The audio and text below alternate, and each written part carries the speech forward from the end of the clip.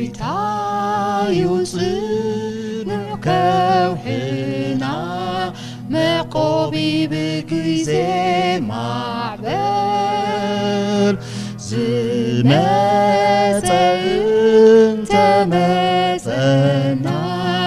كوحنا بكيزي معبر تنو كوحي عبدخو مصري سلالنا يو بكيزي هارور المنقاسة نتهم سعبتو بكيزي معبل مقابي ليتن معالتن مقابي معقوبي بكيزي معبل فرحات البون مسنبالون كوحنا بكيزي معبل تنو كوحي عبدي خميري تلالنا يو بكيزي هارور المنقاسة نتهم سعبتو بكيزي معبل معقوبي فتنا تبزحنا معقوبي بكيزي معبل عبام لخيو منتونا كوحنا بكيزي معبل تنو كوحي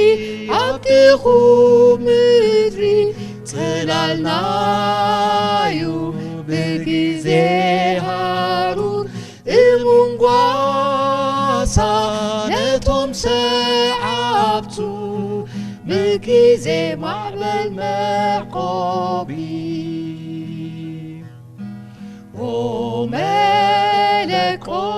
وملكوتاوي كوحي معقوبي بكيزي معبل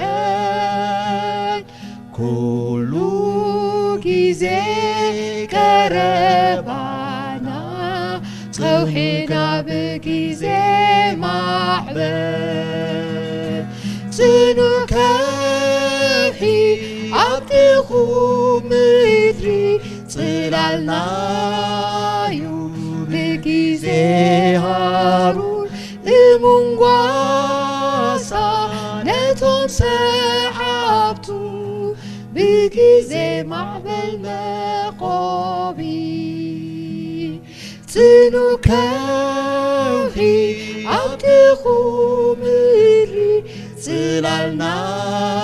يو بكيزي هارور المنقاسة نتهم سعبتو بكيزي معبل معقوبي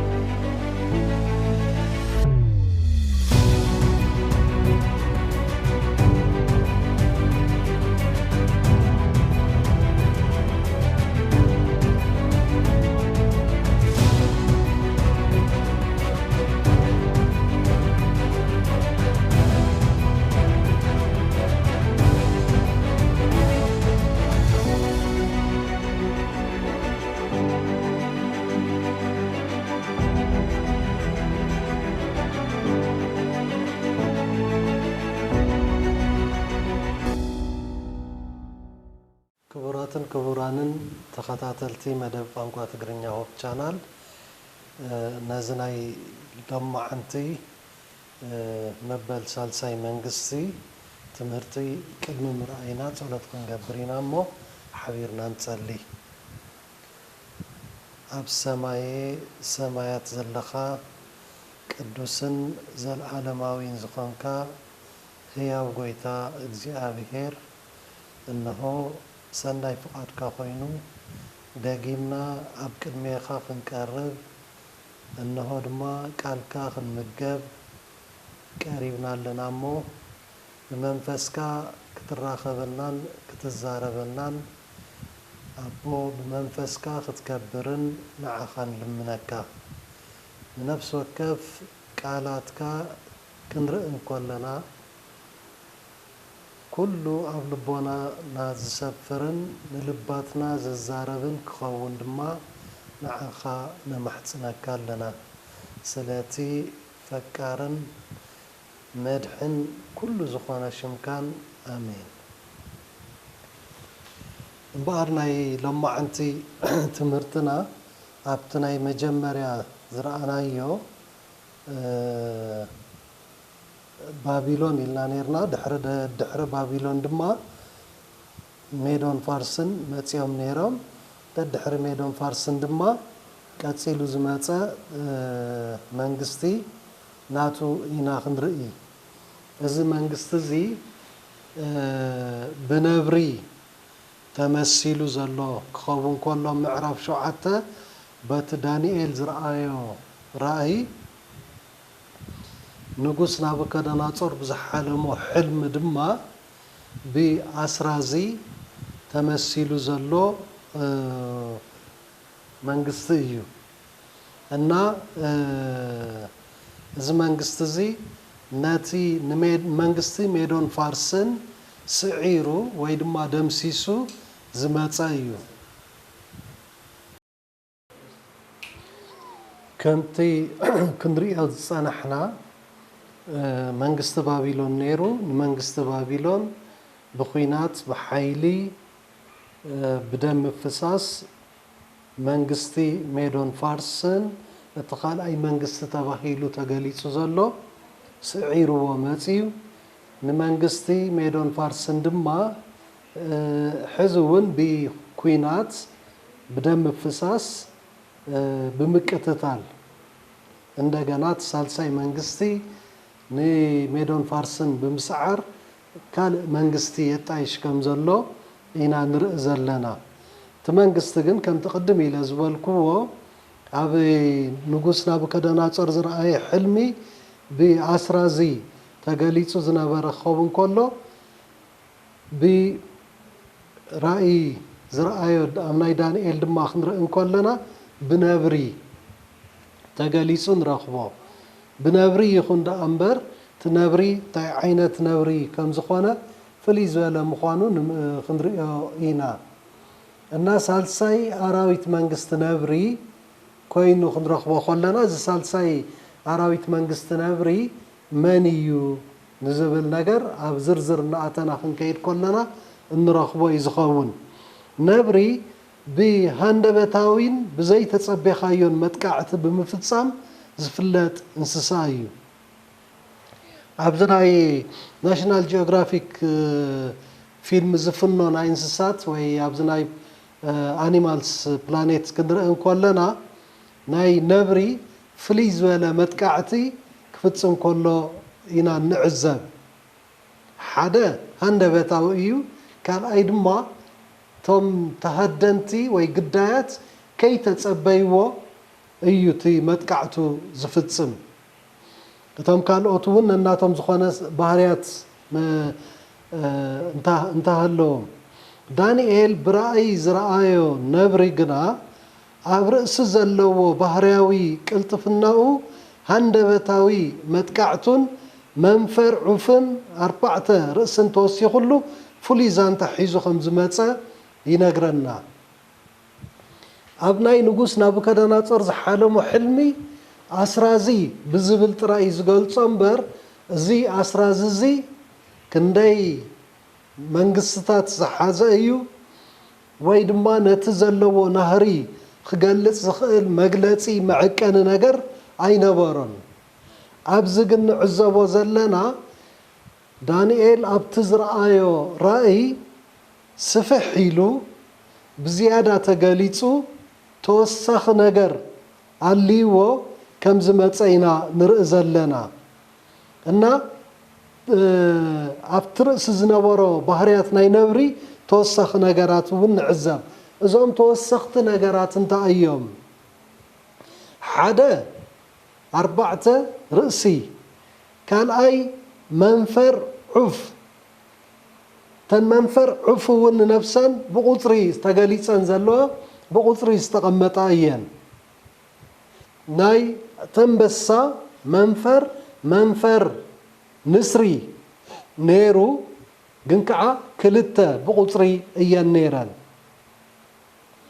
ኣብዚ ናይዚ ነብሪ ግና ክንመፅእ እንከለና እቲ መንፈር ዑፍ እዩ በዝሑ ድማ ካብቲ ናይቲ ሓደ ወሲኹ ኢና ንረኽቦ እቶም ክሳብ ሕዚ ዝረኣናዮም እንስሳ መሮር ኩሎም ነናቶም ባህርያት ሃደን ዘለዎም ክኾኑ ከለዉ ኣንበሳ ይበልዕ ይቐትል ይበልዕ ድቢ ይጭፍልቕ ናይ ነብሪ ፍልይ ዘብሎ ነቲ ዝሃደኖ ግዳዩ ብዘይገለ ተማቓሊ ንበይኑ መታን ክበልዕ ናብ ገረብ ወይ ናብ ዛፍ እዩ ዝሰቕሎ ኣብቲ ናይ ኣንተበይ ዝበልኩኹም ፊልሚ ትርኢኹም ክትኮኑ ተስፋ ገብር ነብሪ ንዝሃደኖ ሃደኑ ወይ ድማ ግዳዩ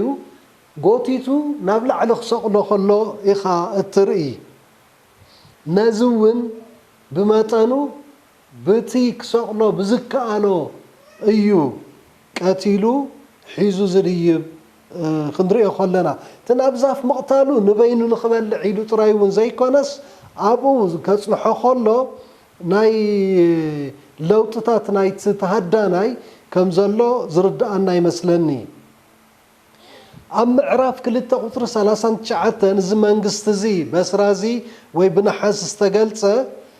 ኣብ ክንደይ ይምቀል ኣይነግረናን ጥራይ ኣስራዚ ከም ዝኾነ ሳልሳይ መንግስቲ ስዒቡ ዝመፅእ ይዛረብ እምበር ኣብ ክንደይ ይምቀል ዝነግረና ነገር የብሉን ኣብዚ ናይዚ ዳንኤል ዝረአዮ ራእይ ግና 4 ርእሲ ኣለዎ ክብለና ከሎ ርእሲ እንታይ ከም ዝትርጎም መንፈር እንታይ ከም ዝትርጎም ኣብቲ ናይ መጀመርያ መዓልቲ ትምህርትና ርኢናይ ነርና ርእሲ ዝገልጽ መንግስትነት እዩ እቲ መንፈር ዝገልጽ ናህሪ ወይ ፍጥነት ከም ዝኾነ እዩ ስለዚ ብባህሪዩ ነብሪ ንሁር ቁልጡፍ እኳ እንተኾነ ሓጋዚ ተወሳኺ ቅልጣፈ ዝውስኸሉ ንናህሩ ብዝያዳ መታን ከንህሮ ዘኽእሎ ተወሳኺ ሓገዝ ከም ዘለዎ ኢና ንርኢ ኣብዚ ምዕራፍ እዚ ግና ገና ካብ መፈለምትኡ ርእሱ 4 ከም ዝኾነ ይነግረና እቲ ነብሪ 4 ርእሲ ዘለዎ ምዃኑ ይገልጸልና እዚ ድማ መራሕቲ ወይ ድማ መንግስትታት 4 ቀፂሎም ዝመፁ ከም ዘለው እዩ ተዘርኤና ኣበይ ኣብቲ ነብሪ ካብቲ ነብሪ ይወፁን ተሰረቶም እቲ ነብሪ ባዕሉ እዩ ኣብቲ ነብሪ ተደሪኾም እዮም ቶም 4 ርእሲ ዝረአዩ እዚ ነብሪ 4 መንፈር ዑፍ ከም ዘለዎ የርኤና ነብሪ ብዘይ መንፈር እውን ቁልጡፍ እዩ ምሂር ቅልጣፍኡ ዳንኤል ብኻልእ ዛንታ ክነግረና ከሎ ምድሪ ከይተንከየ ብነድሪ ሓይሉ እውን ከም ዝጎየየ ኣብ ዳንኤል ምዕራፍ 8 ቁፅሪ 5-6 ይነግረና ዳንኤል ምዕራፍ 8 ቀፂልና ነፅንዖ ትምህርቲ ዋላ እኳ እንተኾነ ኣብቲ ቅድም ኢልና ዝረአናዮ ኣብቲ ናይቲ ካልኣይ መንግስቲ ኣብ መንግስቲ ሜዶን ፋርስን ብዛዕባ እቲ ቀርኒ ክንርኢ እንከለና እቲ ድዑል 2 ቀርኒ ከም ዘለዎ ካብቲ ክልቲኡ ድማ እቲ ሓደ ልዕል እናበለ ከም ዝኸደ ርኢና ነርና እቲ ድዑል ናብ 3 ገጽ ከም بقرنو غيرو يفالون كم زنبرون رئينا نيرنا دحراي أبزخ عندنا اتي بتيل تمثيل زلو بدولا نسو مدر خيتنك بزلو حيلو بندري تقطيعو أير بأير درجة بمنفار ملكعو مستدعول كم زقاتم يزنقرنا بزي زحساب زي أنا نتزلوا فترات نتزلوا نهري بزيادة زورهنا حساب كوينين نرخبه اسكندر عابي مالت مراحي منقستي يوناني ويدما غريخ توهيل زفلت بنبري تمثيل زلو أب مبل عسران شمونتن عامت عدميو بتشعوان سلطنتي تبهال نزنبرت عالم بتزنبر سلط وقوه سعيروا أبزانت عالمنا كابستقبر وقوات كالطوف زخوانا أوشت حيدة عامتات نبزل عالم استغوطات كم ناي اسكندر عابي زمسالة أي نبرن كساب زحزل لنا لاقي زيبون يلن أتي نهري ناي اسكندر عابي نمغلات زاكل يزي اسكندر عابي بتزقبرو وق ابتزنبرو كتات كوينات اويجو ابزقبرو كله وقات قلطف بزخونه كايدا زاقيد عالمنا ترأي بزي فلت سابز حزر لنا الله جزي ترأي بزي فلت قلت عفا نبزل عالم كقوصاصر كم زخاله اي زرينا اني بابيلون عمتات وسيد اللوميو ولا ميدون فارسن عمتات وسيد اللوميو ازي منغستي غريخ ويدما يوناني اب حيدت عمتات نبزل عالم كقوصاصر زخاله اي نيرو ازي منغست زي كم تقدم لنا زرعنا يو أم عراف كلته بس رازي استمثله منغستي يوناني ويدما غريخ كوينون رخوا أزوم أربعة رأسي كم منغستي يوناني ويدما غريخ زلعالو أربعة نغستات ايوم زخونو زلو رأسي بناي مصحف قدساوي مرتعو وي مرداتا منغستي وينقسنت كم زتك رئينا نيرنا اتنبري كال اكالاتو حدا نبري اكال النهالو رأس طراي أربعة خون كيلو زلو أربعة منغستات كم زوتو كاب منغستي يوناني ويدما غريخ نمخانو كقلصنا خلوي توم أربعة منفر عف زنقرنا نهري نايت نبر خوينو بتزنبرو نهري دما نعالم كم زنبر كخايو سلامنتاي كم تناي نسري كلتا منفر تراي زي نبرو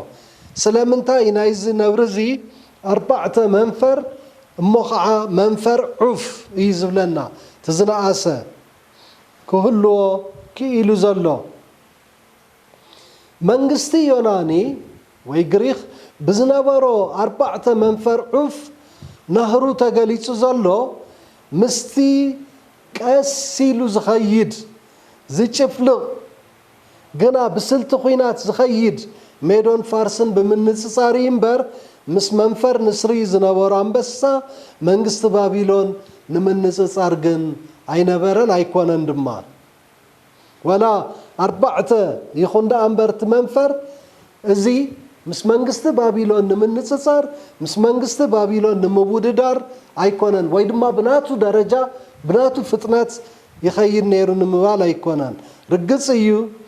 بابيلون زو صدلو جزي قليل أيكونن انت خورجن نقص انسسا مرور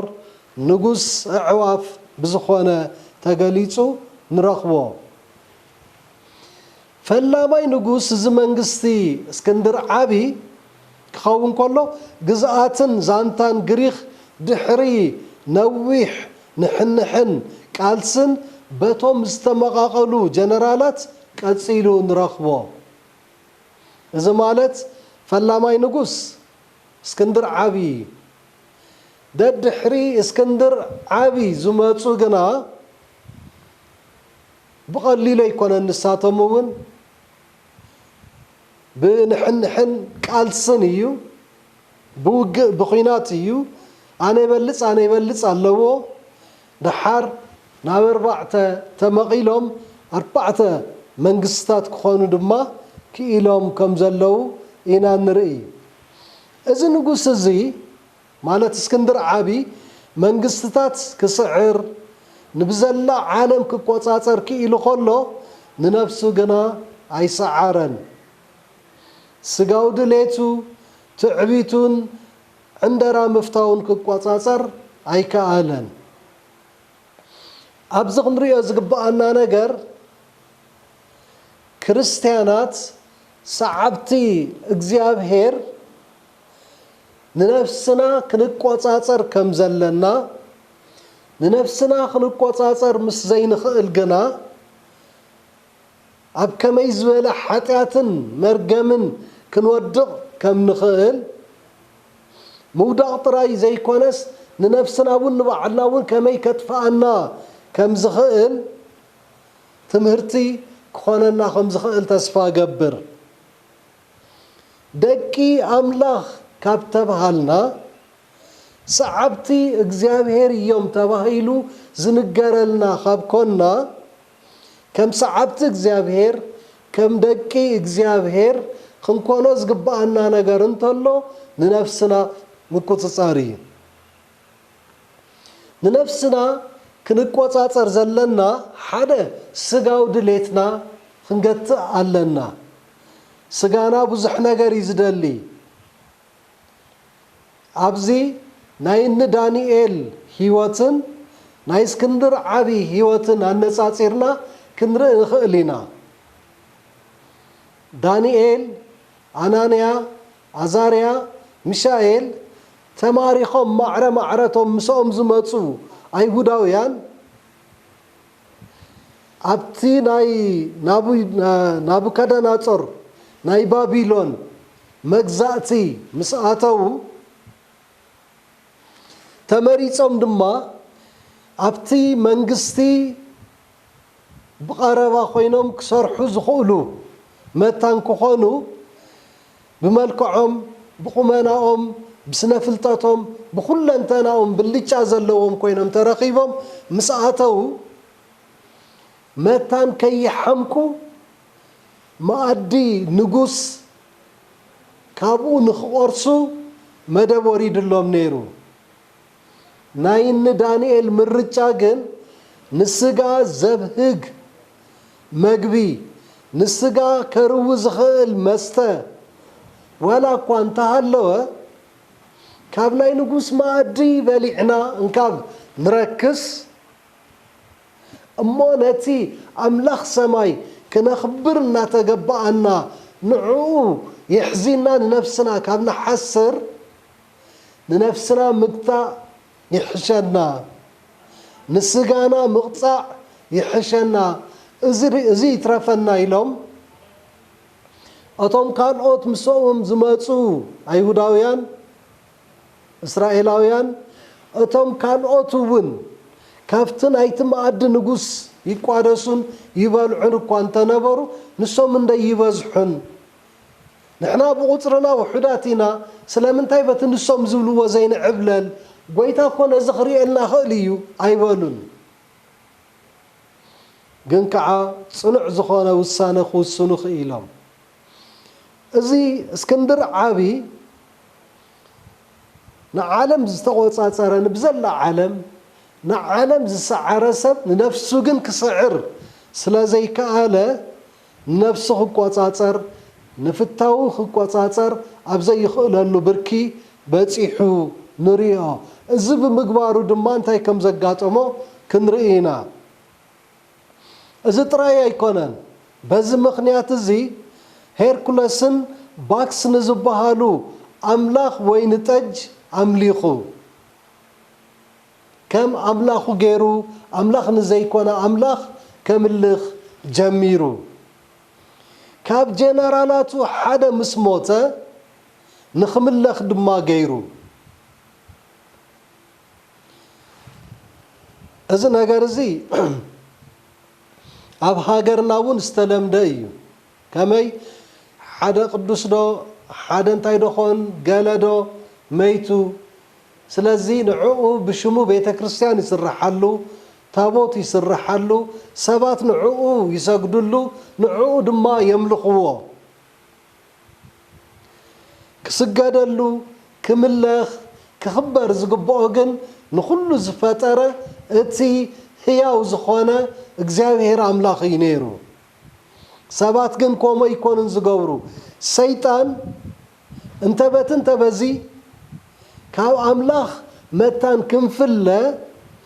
ኒ አምላኽ ዝግብኦ ክብርን አምልኮን ስግደትን ኩሉ ብጥበቡ ብስተፈላለየ መገዲ ናብኡ ንኸብል ይገብር نفسنا خنقتء مزين خيل እግዚአብሔር ዝበለና ገዲፍና እግዚአብሔር ዝኸብረሉ ነገራት ገዲፍና خالق ነገር ምስ ንገብር ሽዑ ንሰይጣን ንምልኽ ንሰይጣን ንምርከኽ ንሰይጣን ንግዛእ ንሰግድን ከም ዘለና ክንፈልጥ እዩ ትዝግባአና ብበዝሒ ስኽራን ንዕርኹ ከይተረፈ ይቀትል ነይሩ كساب عسرة زخونو أب حدا قبجة بمستميتهم يوم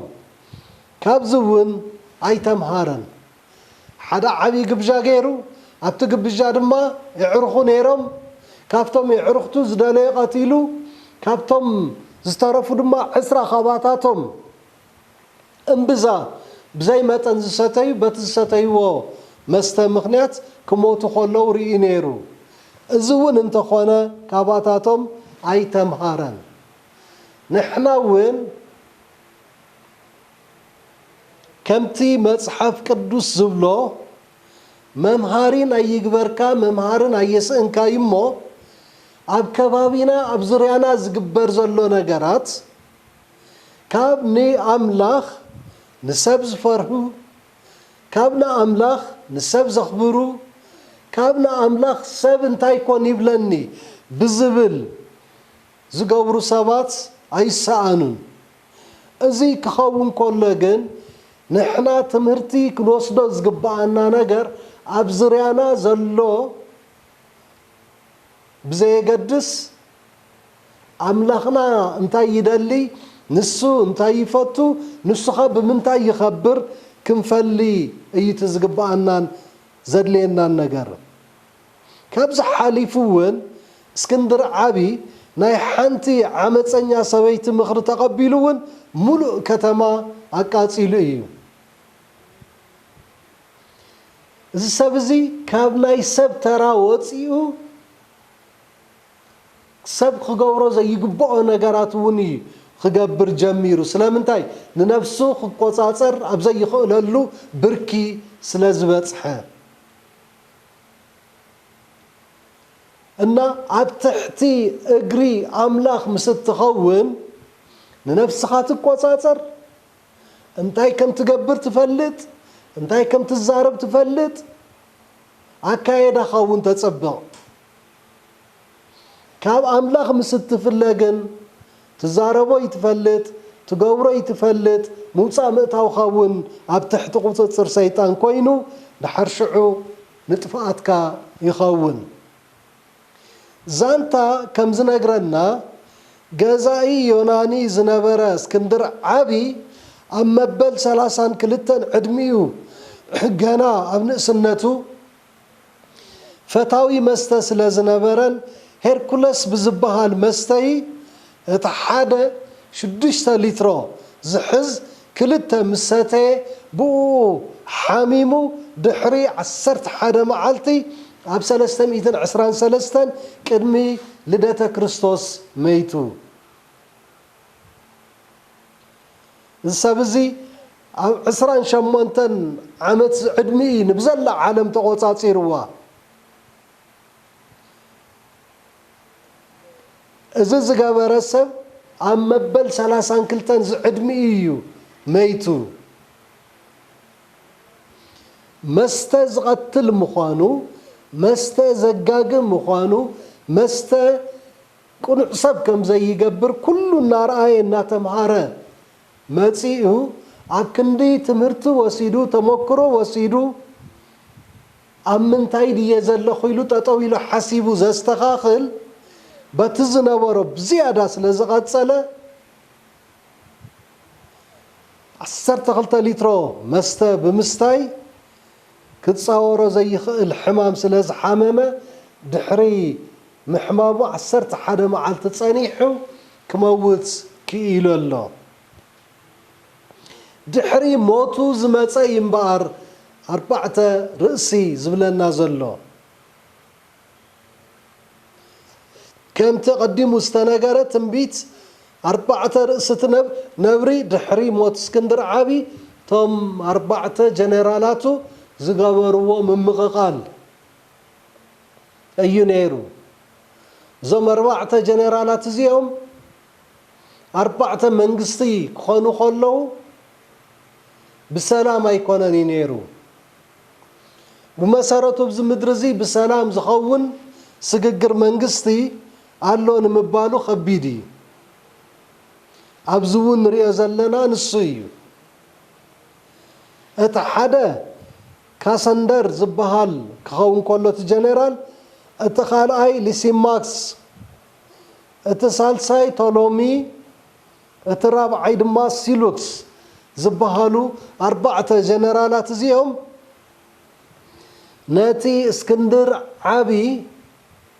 ሓንቲ ገይሩ ዘመሓድራ ዝነበረት ዮናኒ ወይም ግሪክ ንሳቶም ግን ኣብ 4 መቃቂሎማ እዚ ማለት ግን 4 ነይራ ማለት ኣይኮነን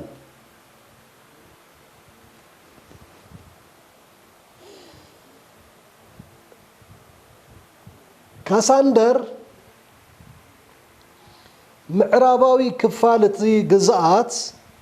ናይቲ እስክንድር ዓቢ ዝተቆፃፀሩ ግዝኣታት ሓዱሽ ኣይኮነን ሒዞም ዘለው ነቲ ግዝኣት ባዕሉ መቄዶንያ ተባሂሉ ዝፍለጥ ዝነበረ ናይ ሕዚ ሰሜን ምብራቃዊ ግሪክን ጎረባብቲ ሃገራትን ዝሓዘ ሒዙ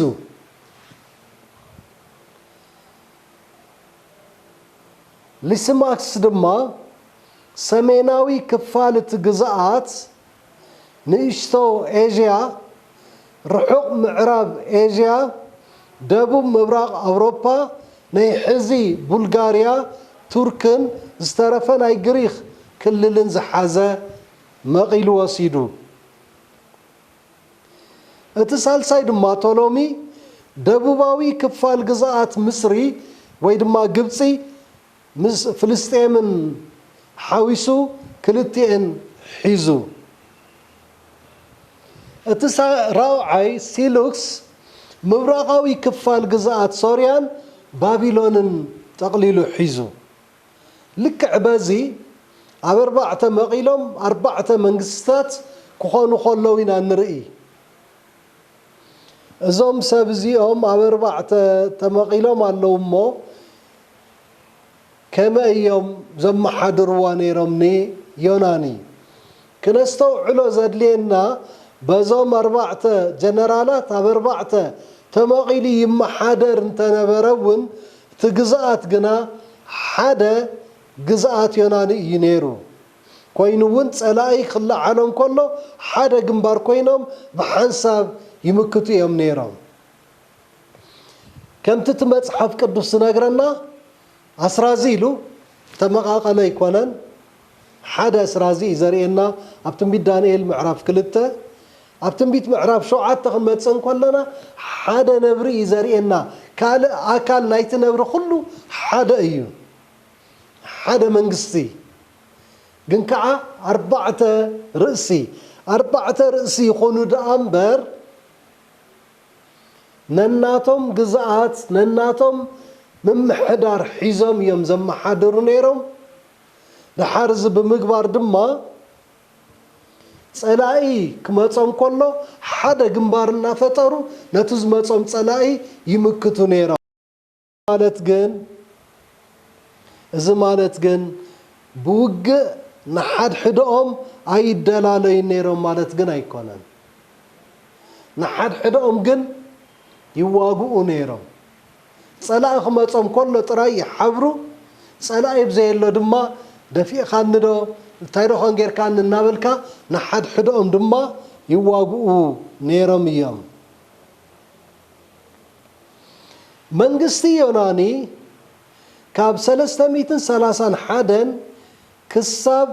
168 ቅድሚ ልደተ ክርስቶስ እዮም ገዚኦም ካብ እስክንድር ዓብይ ጀሚሩ እቶም 4 ነገስታት እውን ተባሂሎም ተፀዊዖም ዘለው እዚኦም ብሓፈሻ ክንድዚ ዝኣክል ዓመት እዮም ከመሓድሩ ወይ ክገዝኡ ክኢሎም ዘለው ካብ መንግስቲ ሜዶን ፋርስን ሸነኽ ምዕራብ እዮም መፅዮም ኣመፃፅኦም ባዕሉ ብሸነኽ ምዕራብ ከም ዝኾነ ይዝነግረና ሕብሪ ቆርበቶም ቢጫ ዝበሃል ዝዓይነቱ ህዝቢ እዮም ነይሮም ብዝለዓለ ናይ ውግእ ክእለቶም ይፍለጡ ነይሮም ከምቲ ኣብቲ ናይ መጀመርያ ሓሳብ ዝረኣናዮ ኣብ መበል 28 ዝዕድሚኡ እስክንድር ዓብይ ዝገበሮ ኩናት ብዝገበሮ ወራር ዛጊድ ክሳብ ዝሕዝ ዘለናላ ግዜ በትናቱ ዝኸደሉ ናህሪ ኣብ ሒደት ዓመታውቲ ንብዘላ ዓለም ክቆፃፀር ዝኽኣለሉ ብርኪ እዚ ኩሉ ዘርእየና ክእለት ፍልጠት ውግእ ከም ዝነበሮም እዩ ኣብ ሜዶን ፋርስን ብክእለት ውግኦም ዝፍለጡ ከም ዝኾኑ ስልቲ ውግእ ክእለት ከም ዘለዎም ርኢና ነርና ይኹን ዳ እምበር ካብኦም ብዝሐሸ ብዝተዓፃፀፈ ዝበለፀን ክእለት ኣጥርዮም ሒዞም ስለ ዝመፁ እዚኦም ድማ ንሜዶን ፋርስን ደምሲሶም እዮም መንግስትነት ከጣይሹ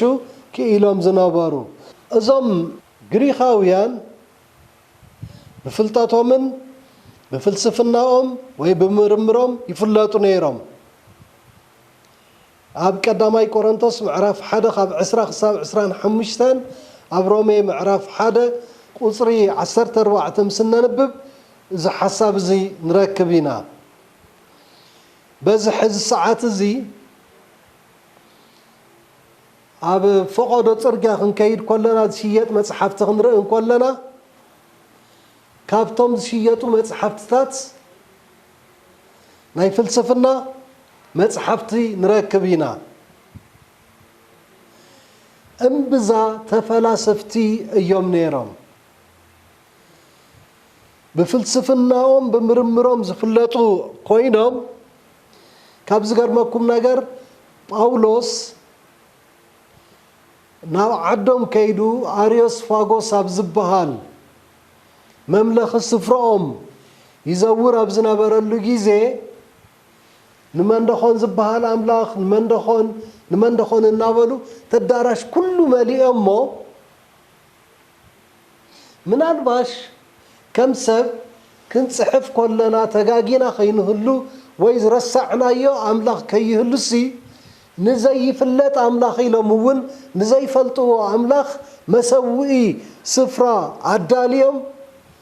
ዝተፅሓፈሉ ቦታ ረኺቡ ሽዑ በቲ ንሳቶም ዘቐመጥዎ ንዘይፍለጥ ኣምላኽ ኢሎም ዘቐመጥዎ መሰውኢ ስፍራ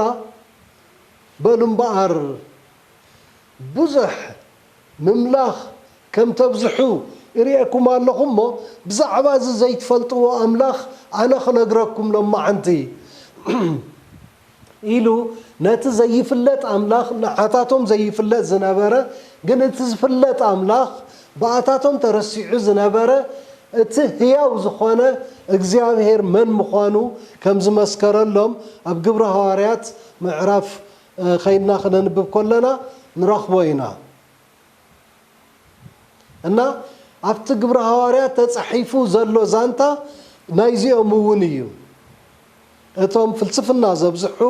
ምርምር ዘብዝሑ ካብዚ ዝተልዓለ ንዘይፍለጥ ኣምላኽ ኢሎም እውን ዘምልኹ ዝነበሩ እዮም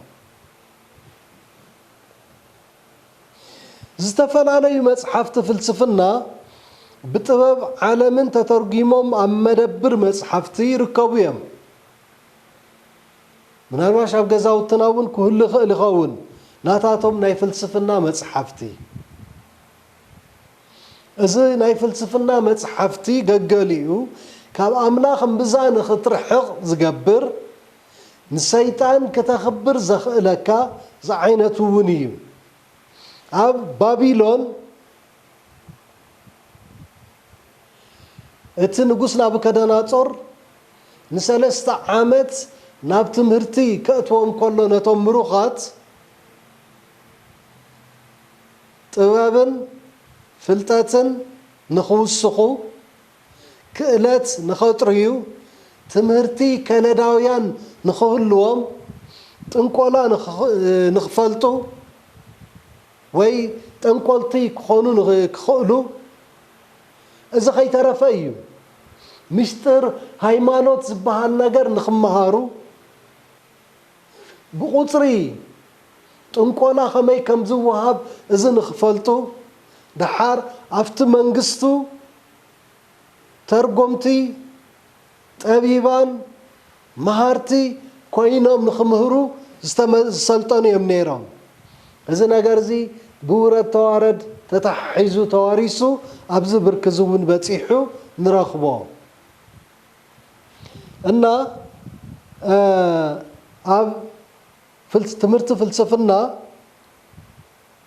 ፈጺሙ ኣየድልን እዩ ኣይኮንኩን ዝብል ዘለኹ እቲ ብቅንዕና ናብ ሓቂ ዝመርሓካ እንተዘይኮይኑ ግን ዘጥፍኣካ ምስ ዝኸውን ንነፍስኻ ክትቆፃፀር ግድን ስለ ዝኾነ ነቲ ሕያው ዝኾነ ኣምላኽካ ክተኽብር ግድን ስለ ዝኾነ ንዕኡ ምስ እትሕስር ትሓስር ኢኻ ንዕኡ ምስ እተውርድ ትወርድ ኢኻ ስለዚ ንሱ ክኸብር ግድን ስለ ዝኾነ ንዕኡ መታን ክነኽብር ንሱ ዝኸብረሉ ኢና እቲ ክንገብሮ ዝግባአና ነገር ነዚ ኢና ክንፈልጥ ዘለና ካብ መጽሓፍ ቅዱስ ክንርሕቕ ዘይብልና ርግጽ እዩ ንመጽሓፍ ቅዱስ ከብሩህ እዮም ተባሂሎም ዝተጽሓፉ ብዙሓት መጽሓፍቲ ኣለዉ እዮም ግን ካባታቶም እውን ናብ ጌጋ ዝመርሑና ኣለዉ እዮም መጽሓፍ ቅዱስ ባዕሉ ንባዕሉ ዝትርጉም ስለ ዝኾነ ትርጉም መጽሓፍ ቅዱስ ምስ እንደሊ ናብ ካልእ ዘይኮና ክንከይ ዘለና ኣብ መጽሓፍ ቅዱስ እንታይ ተባሂሉ ተተርጉሞ ኣሎ ጥቕሲ ብጥቕሲ ምዕራፍ ብምዕራፍ መጽሓፍ ብመጽሓፍ ክንከይድ ክንክእል ኣለና ከም ተቀድም ኢልና ርኢናዮ ዝነበርና ትንቢት ዳንኤል بتنبيت رأي ما برأي يوحنس يدقف يترقم لكم نيرا رأي يوحنس ون بتنبيت دانيال كومو يتنتن تدقاقي فهم يخادو تنبيت دانيال كانت النعم سندالي ما بقس حسابات نركب تنبيت إرمياس كينا ترى أنا توساخي حجاز حساب كنركب نخلينا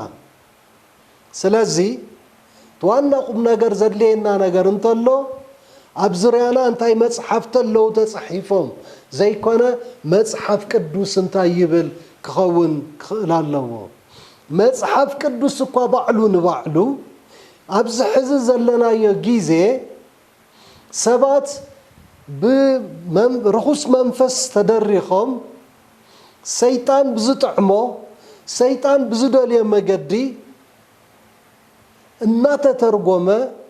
كوتس زقبقو ناوتس كسرز زلوا ناتا سرزة كقنس زلوا ناتا قنسة كقرص زلوا ناتا قرصة مصحف قدسون ناتا بوزة يخيدالو سلازي زحزنا يوم مصحف قدس بعلو ትክክል ልዩ ኣይኮነን መዚና ክንፈልጥ ኣለና እምበርከ መጽሐፍ ቅዱስ ስለ ዝሓዝና ጥራይ መጽሐፍ ቅዱስ እዩ ብዝብል ክንምራሕ ወይ ድማ ብኡ ክንድረኽ ኣይግባአናኒ ስለ ዝኾነ እውን መጽሐፍ ቅዱስ እንታይ ይብለና ብጥበብ ዓለምን ብከንቱ ምጥባርን ሓደ እኳ ከይማርኸኩም እሲ ተጠንቀቑ ኣብ ቆሎሴ ምዕራፍ 2 ቁፅሪ 8 ንረኽቦ ጥቕሲ እዚ እዩ ምሩኻት ከይንኸውን እኒ ዳንኤል ተማሪኾም ነይሮም ኣብቲ ተማሪኾም ዝኸዱሉ ዓዲ ግን ነቲ ከኽብርዎ ዝግባእ ስለ ዝፈልጡ ንዕኡ እውን ስለ ዘኽበሩ ሓለፋ ኸቢሮም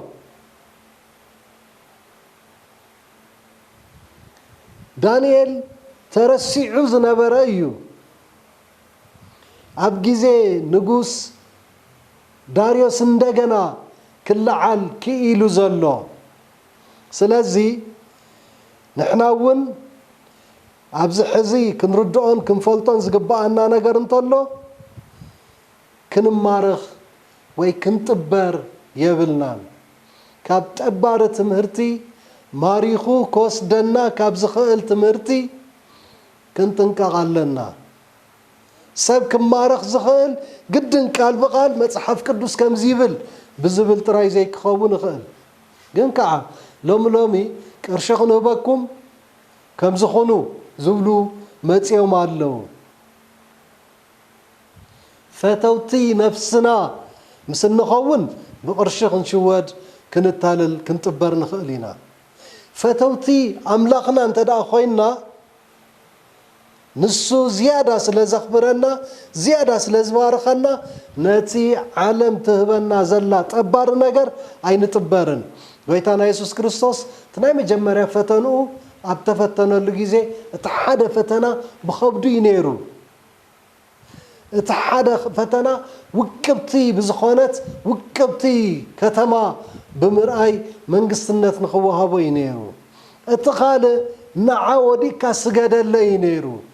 እምበኣር ኣብዚ ሕዚ ዘለናዮ ዘበን ከምዚ ዝበለ ነገር መፂና ስለ ዘሎ ውቁብ ዝኾነ ነገር ክጥብረና የብሉን ብኸብድና ክንጥበር የብልናን ክንሰግደሉ ዝግባአና ንመን ከም ዝኾነ ፈሊናን ፈሊጥናን ክንሰግድ እዩ እቲ ዝግባአና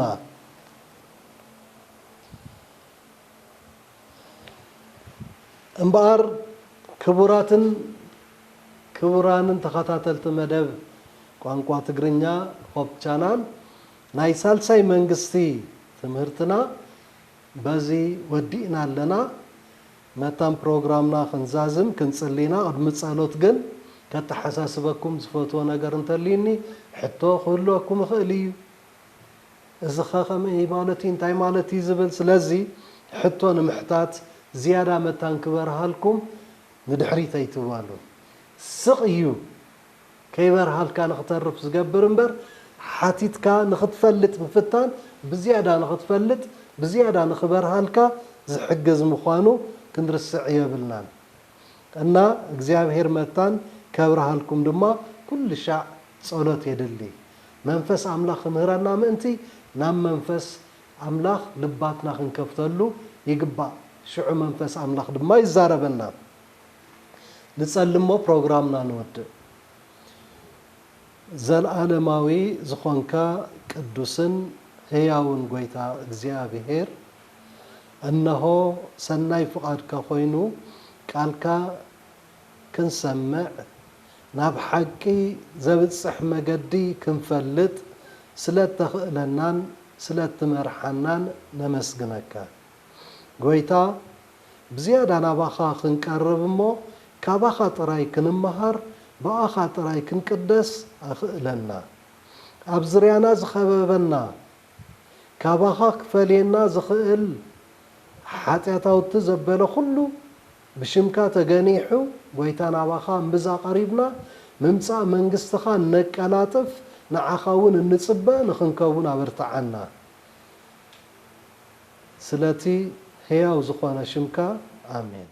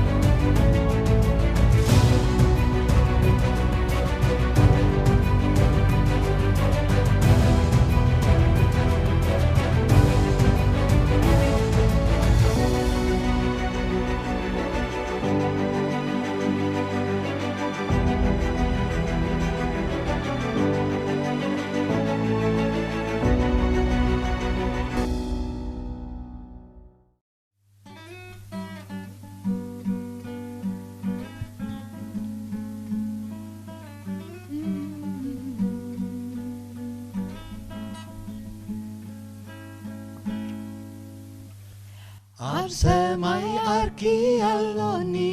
ንሱ ኢየሱስ እዩ ካባሽሓት አላፋት ይበልፀኒ እምባባ ምሮር ምዃኑ ይረአየንሎ ዘልየኒ ሕጂ ብኡ ምጽራዩ የጸናንዓንዩ ምሳይ ውን ይኸውን ጾረይ ከውድቆ ይነግረንሎ ንሱ እምባባ መሮርዩ ግሩም ኮኾ ወጋሕታ ካባሽሓት አላፋት ይበልፀኒ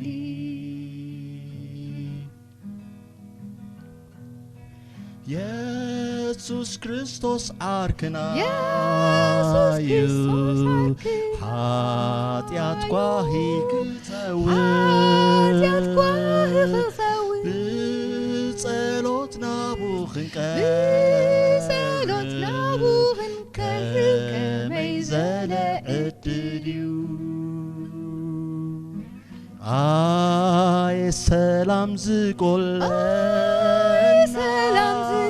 ስኻይከ ኣንተውን ከመይ ስለ ዘይንቐርብ ብጸሎትና በአምላኽና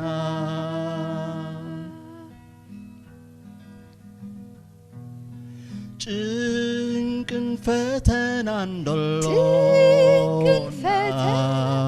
ወይ ጸገም ብዝኾነ ፈጺምና ተስፋ ይንኽረት ብጸሎትና ቡንኽረት ከምኡ እሙን ዓርኪዶ ንጓሂና ዝካፈል ኢየሱስ ድኻምና ይፈልጥ ብጸሎትና ቡንኽረት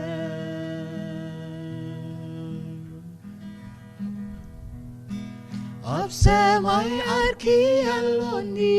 ንሱ ኢየሱስ እዩ ካባሽሓት አላፋት ይበልፀኒ እምባባ መሮር ምዃኑ ይረአየንሎ ዘልየኒ ሕጂ ብኡ ምጽራዩ ዘጸናንዓንዩ ምሳይ ውን ይኸውን ጾረይ ከውድቆ ይነግረንሎ ንሱ እምባባ መሮርዩ ግሩም ኮኾ ወጋሕታ ካባሽሓት አላፋት ይበልፀኒ የጸናንዓንዩ ምሳይ ውን ይኸውን ጾረይ ከውድቆ ይነግረንሎ ንሱ እምባባ መሮርዩ ግሩም ኮኾ ወጋሕታ ካብ كاباشي تلافاتي بلسني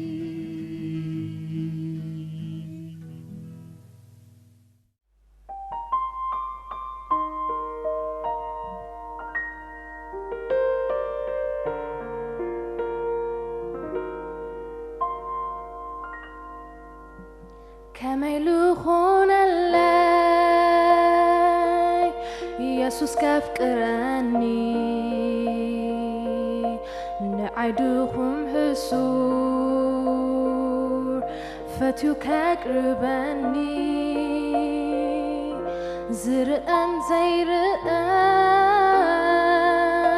كل زفت كما يلوخون اللي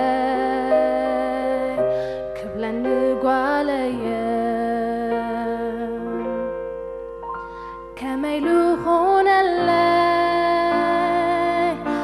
بأملاك النابل بس كان بنفس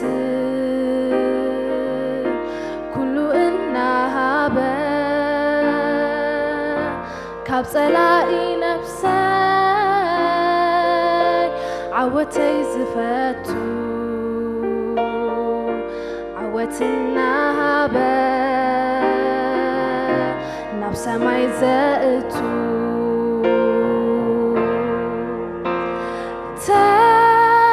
تحقيسة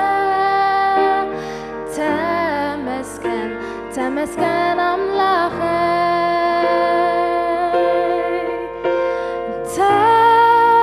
تعويته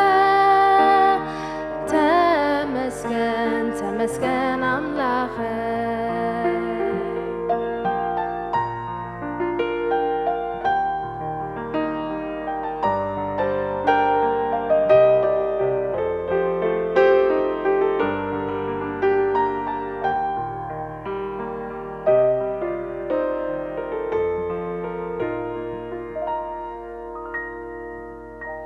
كما يلوخون اللي أبزورات زوفان مس كلهم أحواتي بحاجوس من مسكان يسوس يزلو أبتدعم عدي كما يلوخون اللي كخون وراسي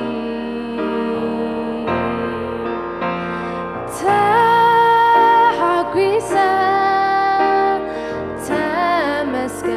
تمسكن أملاخي تعويته